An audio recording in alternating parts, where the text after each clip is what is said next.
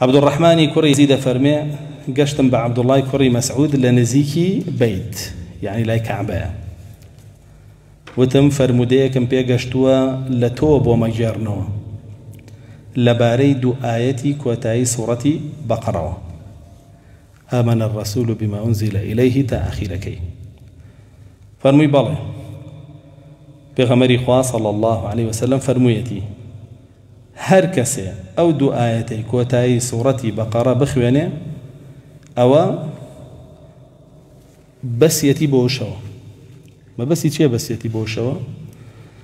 عندك لزانا أنا فرمون يعني ذكري وشوي كردوه عندك ترى فرمون شكري وشوي كردوه عندك ترى فرمون دعاء أو شوي خواندوه عندك ترى فرمون قلغاني أو شوي ورقرتوه عندك فرمون هر شواريتي ذكرك شي خواندوه دعاك شي خواندوه وقلغاني أو شوي ورقرتوه كابي بارزة لقل شي كيا متمان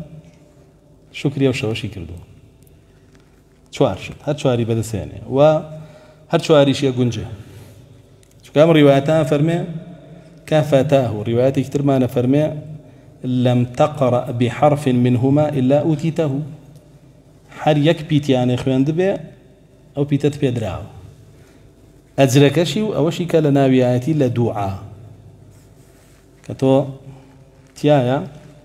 إقرارك بوي إيمانه هنا بالله ببيغمركاني مكتبكاني أو بوت نسري إن شاء الله بإيمان بوت حسابك دعاك يا ربنا شان ربنا يتيا هتاك وتاي همو دعانا والله ما دريته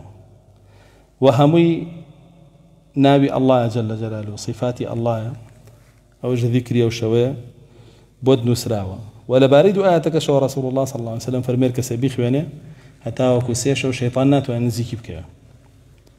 وش بو بقلغان بوت ودانان با دينا هموي لخوي قرتوا اوش شكرا انا بجيري الله جل جلاله لسلا ودينا جابوا فرمي بالله يركسي بيخواني او دعاني بس وكو ذكر بو شوي وكو دعاء بو شوي وكو قلغان بو شوي وكو شكريش بو شوي